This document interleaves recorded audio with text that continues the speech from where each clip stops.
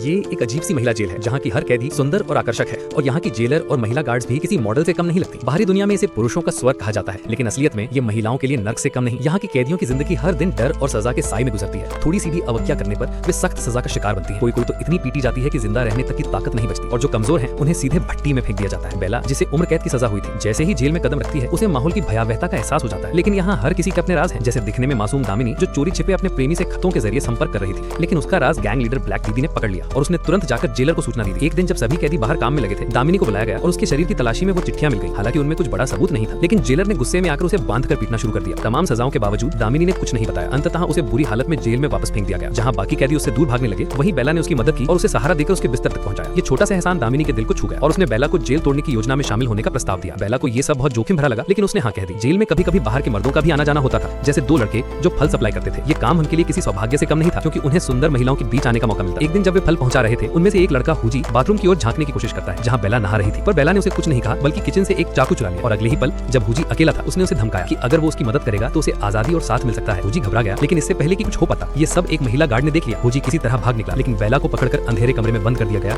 जहां उसे भयंकर यातनाएं दी गई। लेकिन अब बेला टूटने के बजाय और मजबूत हो चुकी थी। जेल की सुरक्षा कड़ी थी, भागना आसान नहीं था। एक ही रास्ता था, एक पुराना लकड़ी का दरवाजा जो किसी ने नोटिस नहीं किया था। लेकिन दो लोग काफी नहीं थे, उन्हें और साथियों की जरूरत थी। इसलिए बेला ने गैंग लीडर ब्लैक दीदी को चुनौती दी कि अगर वो उसे हरा सके तो बाकी महिलाएं उसका साथ देंगी। दोनों के बीच कीचड़ से भरे दलदल में जबरदस्त लड़ाई होती है। ये अब सिर्फ आजादी की लड़ाई नहीं, जिंदगी और मौत की लड़ाई बन चुकी थी।